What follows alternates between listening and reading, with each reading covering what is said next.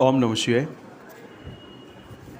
अभी जब सत्संग चल रहा था तो एकदम से यंगस्टर ने सवाल पूछ लिया कि सफलता की सीढ़ी का रहस्य क्या है। तब मैंने उसको हंस के जवाब दिया, क्या तुम सफल नहीं हो?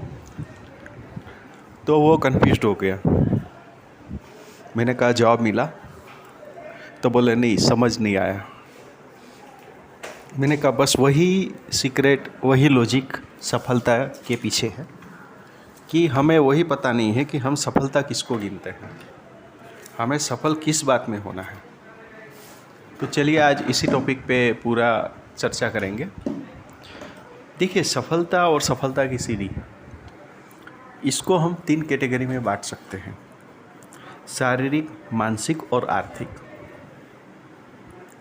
आपने देखा होगा कई बार जब हम मिलते हैं किसी को और यही सवाल पूछते हैं तो वो हमें क्या बताते हैं कि भाई एक काम करो, मैं तुमको एक स्टोरी भी आपने सुनी होगी कि किसी एक बंदा है, वो भीख मांग रहा था, ठीक है। जब एक महाशय ने जाके पूछा कि भाई तुम भीख क्यों मांग रहे हो, तो उसने बताया कि फिर मैं क्या करूं, मैं तो गरीब हूं, मेरे पास कुछ नहीं है। तो वो जो बंदा था उसने बोला कि भाई ये आपने रूटीन में सुनी हुई स्टोरी है, मैं बहुत ज़्यादा टाइम नहीं लूँगा, पर उसके पीछे का जो लॉजिक है वो समझाने की कोशिश करता हूँ। फिर वो वहाँ से बोलता है एक काम करो, तुम्हारे हाथ की अंगूठी दे दो, मैं तुमको 5 लाख दूंगा। वहाँ से लेके ये सब, मतलब उसने ये बताने की कोशिश की कि तुम्हारे पास बहुत कुछ है, तुम कार्य करो। यहाँ पे वो बात नहीं है। देखिए, सफलता और सफलता के पीछे, असफलता के पीछे 3 चीज़ काम करती है: शारीरिक, मानसिक और आर्थिक, ठीक है। और तीनों ही इंटर रिलेटेड है। पहले तो हमको ये तय करना पड़ेगा कि हम चाहते क्या है, यानी हमें किस चीज़ में सफल होना है। आर्थिक, तीनों कैटेगरी में लोग आते हैं। जो बुजुर्ग लोग हैं उसको शारीरिक और मानसिक तकलीफ होती है, उसको उसमें सफल होना है कि किस तरह से वो जो करंट उसके प्रॉब्लम्स है उसको सॉल्व कर सकें। यंगस्टर है, उसको सफलता चाहिए, इन टर्म्स ऑफ मनी चाहिए, पॉपुलैरिटी भी चाहिए। उसमें कैटेगरी होती है, कोई चाहता है बिना मेहनत का मिल जाए, और ज़्यादातर 10 में से लोग, ये 9 लोग यही चाहते हैं कि बिना मेहनत का मिल जाए। तो ये सब कैटेगराइज्ड है कि आप क्या चाहते हो और क्यों चाहते हो, ठीक है। पर ये तीनों चीज़ इंटर रिलेटेड है, वो पक्की बात है, मतलब शारीरिक, मानसिक, आर्थिक, ठीक है। अगर हम शारीरिक सक्षम है, शारीरिक सक्षम किसको बोलते हैं, मतलब हमारा जो इंस्ट्रूमेंट है, यानी कि हमारा जो शरीर है वो ऑलमोस्ट कंपेयर टू हेल्थी है, तो मतलब आप 33% तो ऐसे ही जीत गए। दूसरा आता है मानसिक। मानसिक में ही ज़्यादा से ज़्यादा दिक्कत है, यानी कि ये दोनों के बीच की कड़ी है, यानी कि शारीरिक और आर्थिक के बीच की जो कड़ी है वो मानसिक है। अगर मानसिक अपना अच्छा है, मतलब एक एक एक जो अपने अंदर एक मोटिव पावर होता है, अगर वो सही तरह से काम करेगा तो डेफिनेटली ये दोनों के बीच में बैलेंस होगा, और बैलेंस होगा तो उसके फिर सफलता के बारे में उसको ना तो जानना है ना जानना की ज़रूरत है। देखिए, होता क्या है, हम लोग आज के दिन में, मैं ये आपको कुल मिला के ये कहना चाहता हूँ कि आज के दिन के अंदर हमारे पास वो सब चीज़ें हैं, हमारे पास वो सब चीज़ें हैं जो ऐसे देखा जाए तो सबसे ज़्यादा दुर्लभ है।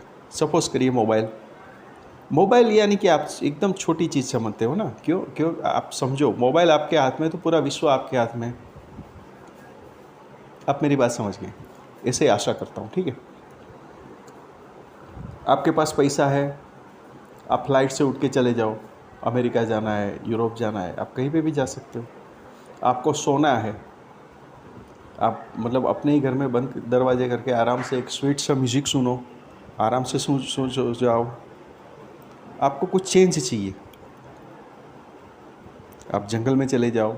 आर्टिफिशियल भी है, नेचर। मेरे कहने का तात्पर्य क्या है कि सफलता को पाने का तरीका बहुत सारे हैं, हम कौन से मीन्स से, यानी कौन से माध्यम से उसको लाना चाहते, पाना चाहते, वो इम्पोर्टेंट बात है।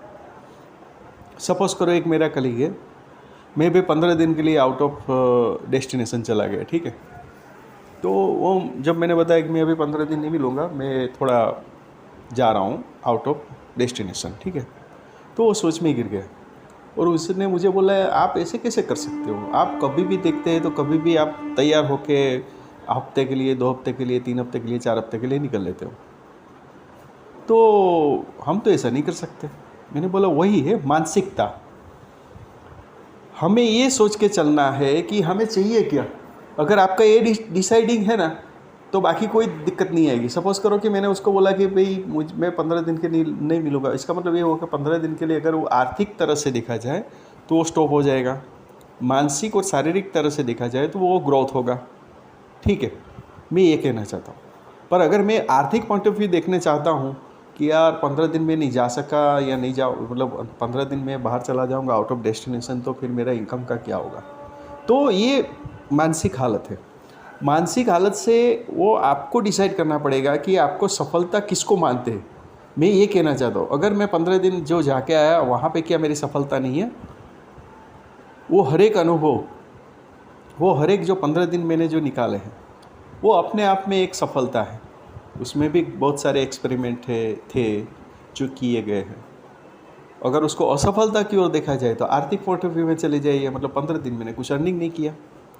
तो कुल मिला के ये कहना चाहता हूँ कि सफलता को अगर आप तय करते हो तो कहीं ना कहीं माइनस होगा ही होगा, ठीक है। वो उसको आप बेयर करने की तैयारी रखो। अगर वो आप बेयर कर सके या कर लिया तो फिर आपको कोई रोक नहीं सकता, मतलब सफलता आपकी जेब में है। तो वो जब सफलता आएगी तो उसके बाद वो जो जो आपका गैप हुआ है या जो माइनस हुआ है वो दोगुना होके वापस आ जाएगा। मानसिकता के बारे में बात चल रही है। मानसिकता अगर सही है और डिटर्मिनेशन पावर अगर स्ट्रॉन्ग है तो सफलता पाने से कोई नहीं रोक सकता। हाँ, आपकी सफलता काल्पनिक नहीं होनी चाहिए, ठीक है। आप बोलोगे मुझे विश्वविजेता बनना है तो इट विल टेक टाइम, ठीक है। इसी बात में मैं न सपोर्ट किया न करूँगा। आपकी जो सफलता की बात है वो जो टॉपिक है, यानी कि वो जो आपका टारगेट है, उसके पीछे कितना समय लगेगा वो आपको देखना पड़ेगा। उसके लिए आप कितना मेंटली तैयार हो वो देखना पड़ेगा। कुल मिला के जितना आप मेंटली तैयार होगा उतना रास्ता आपको इजी लगेगा और आप अपनी ट्रैवल फास्ट कर सकोगे। मैं ये कहना चाहता हूँ। फिर अगर आपने ये मेरी बात समझे तो उससे क्या हो जाएगा, आपको बहुत ही एडवांटेज मिलेगा। उसको कई लोगों ने अलग अलग तरीके से बताने की कोशिश की है। जैसे कि कोई बोलता है कि भाई, क्योंकि वो फिर अभी जो मैं बात बताऊँगा ना उसमें अगर मेरी जो आगे बताई गई है उस पर अगर आपने ध्यान से नहीं सुना तो ये बात पे आप कन्विंस भी नहीं होगे या कंट्रोवर्सी आपका स्टेटमेंट रहेगा। यानी आज तक जो भी आपने मोटिवेशन का लेक्चर सुना होगा या कहीं पे भी मोटिवेशन सुना होगा सफलता की सीढ़ी के बारे में, तो वो वहाँ पे क्या क्या स्टेटमेंट आता है उसके बारे में बात करते हैं। मैं ये कहना चाहता हूँ, खुद पे भरोसा रखो। कोई आर्ग्यूमेंट करेगा या एग्जांपल देगा कि भाई सब कुछ जो भी करता है, देखिए मैं यहाँ पे किसी की क्रिटिसाइज नहीं कर रहा हूँ, पर अगर आपने मेरी बात को ध्यान से सुना होगा तो ये जो यहाँ पे स्टेटमेंट है वो सब अंदर आ जाएगा। जैसे कि खुद पे भरोसा, अरे हर एक को अपने पास भरोसा होता ही है और अपने भरोसे ही तो वो काम करता है, और जो भी सफल या असफल है उसके भरोसे के कारण तो है। भगवान के ऊपर ऑफकोर्स भगवान के ऊपर भरोसा रखना ही पड़ेगा, नहीं तो कुछ होने वाला नहीं है। कई बार बात आती है किस्मत के बारे में। अच्छा, किस्मत में भी कंट्रोवर्सी कभी कभी हो जाती है, क्योंकि कंट्रोवर्सी वो उसमें आप भी जानते हो हम भी जानते हैं, इसलिए उसमें कुछ डिटेल में जाता नहीं। उसके बाद बात होगी तक अपॉर्चुनिटीज़। लोग बोलेंगे सही तरह सही टाइम पे अपॉर्चुनिटी, पर अपॉर्चुनिटी का मतलब क्या होता है, उसको आइडेंटिफाई कैसे करोगे, उसकी टेक्निक के बारे में तो कभी किसी ने बात नहीं किया। हम कोशिश करेंगे अगर आगे टाइम मिला तो उसके ऊपर भी डिस्कशन करेंगे कि एक्चुअली अपॉर्चुनिटी होती क्या है। और ये लोग सब लोग बोलते हैं ना कि opportunity always come with the tiny, यानी कि छोटी अपॉर्चुनिटी सबसे बड़ी अपॉर्चुनिटी हो। सफलता की चाबी जो है वो अपॉर्चुनिटी के बेस पे आती है और वो एकदम छोटी सी होती है। तो पता कैसे चलेगा कि वो छोटी है, वो तो देखने का तरीका होना चाहिए ना। विज़न बड़ा है तो छोटा दिखेगा ही नहीं, क्यों दिखेगा भाई छोटा। तो ये सब कंट्रोवर्सी बातें हैं। अगर बात को समझे तो सफलता एकदम इजी है, अगर नहीं समझे या तो उसको सीरियस नहीं लिया गया तो वो अपने लिए टफ है। एक बात बहुत इम्पोर्टेंट है जो आप भी मानोगे हम भी मानते हैं कि ज़्यादातर आपने भी सुना होगा, हमने भी सुना है कि धोखा होता है और ईमानदारी होती है। लोग ढूंढते हैं ईमानदारी पर जेब में रखते हैं धोखा। धोखा देने के लिए हमेशा तैयार होते हैं और मार्केट में ढूंढते हैं ईमानदारी। बस यहाँ पे दिक्कत आ जाती है कि कभी भी देखिए, मैं ये नहीं कह रहा हूँ कि धोखा करना चाहिए, मैं कभी भी ये नहीं कह रहा हूँ कि ईमानदारी करना चाहिए। मैं क्या कहता हूँ कि जो भी काम करो डेफिनेटली ईमानदारी से करना चाहिए।